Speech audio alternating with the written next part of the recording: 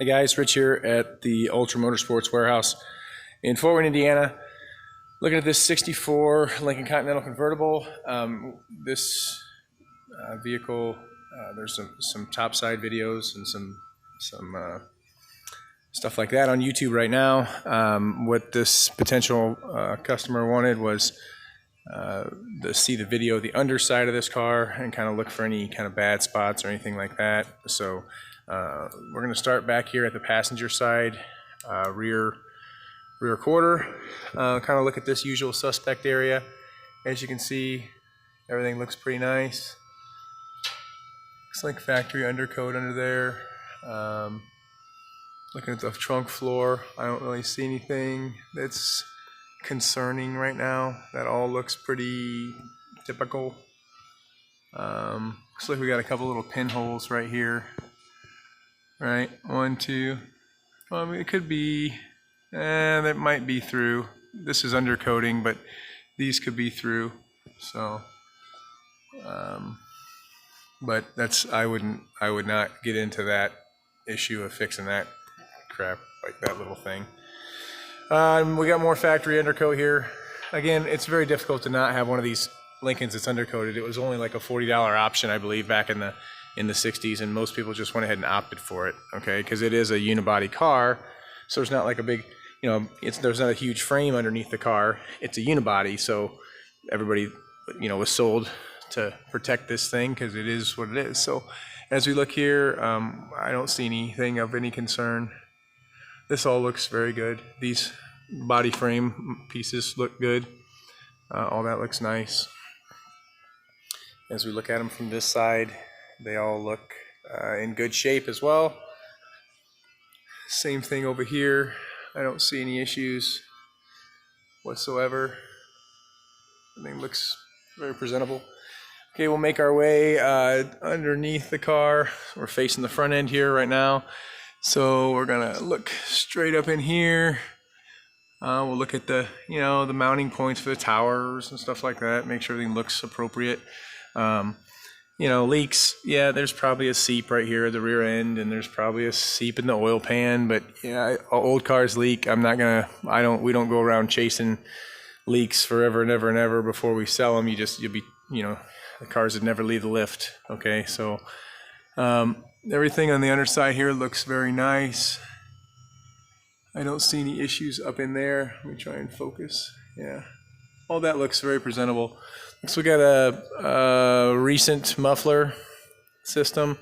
As we look at the body here, we can see the red primer. Okay, so red primer was here's how we can tell that it's probably original undercoating. Also, is the primer is what Ford used on the bottom in the 60s, right? So they used red primer and then undercoated the car. So this is kind of cool, actually. Okay, so a red primer underbody with factory undercoat. It's not, it's a car that was kind of never in the elements or bad elements, because what we don't see is, we know that it was undercoated original, okay, because of that, and then we also know that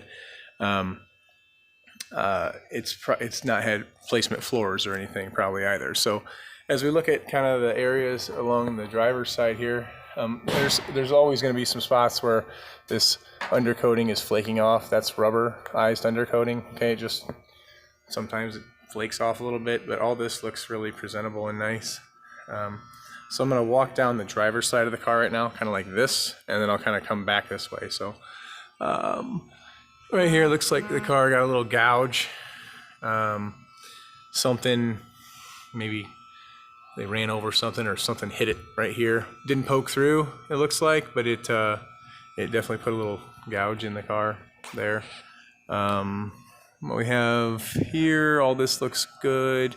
I don't see anything. The other thing is, as we look, this is a really usual suspect for bad spots is this rib right here, this pinch weld where the body gets sandwiched together.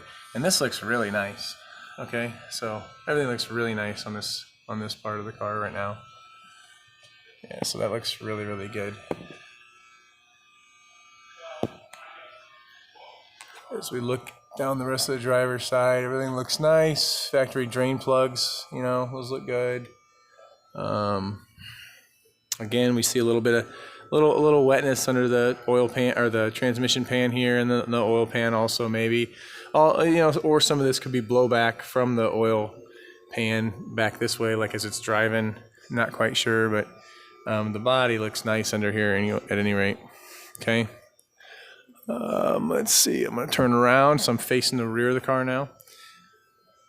We'll look up at the kind of the we call it like the bottom of the A post, or like the where the fender meets the body, the inner fender. Okay, all this looks nice. Looks good. Frame is super solid. I mean, this is like really solid stuff. Okay. Let's see, all the driving gear looks nice. The driving components look nice. Steering components look good. Big fin brake drums for a Lincoln. Kind of iconic that way. Again, we're looking at the inner fenders here. The frame rail all looks very, very nice. Again, our pinch weld looks good. No issues. No issues with the body under here either. I'm not seeing anything alarming at all, actually, right now. Nothing at all. I see a little bit of undercoating that's flaked off. This is kind of a unique piece that was on most all Lincolns. If you look here, right, so as dirt and crud and stuff would fly at the car, they were having problems with this body rib here, okay, getting hit and peppered, and it was deteriorating it. So what they came up with from the factory was these almost like mud flaps that are riveted in, and these are the originals for sure right here. So these mud flaps got riveted in right here to kind of deflect some of that and damper some of that noise, because things I think were hitting the body back here. So I think this is a real usual suspect for bad spots, and this looks great. So yeah, I mean, no issues. This car's killer underneath. I mean, super solid. There's that gouge again we were talking about. Something hit the car right there. Didn't go through. Hit the car though. And as we look under here, everything looks very tidy, very nice. I don't see any issues. I'm going to turn around a little bit. I don't see any issues that are concerning at all. Okay. All right, guys. Well, that was the underside of our 1964 Lincoln Continental Convertible. Check us out, ultramotors.net. Thanks a lot.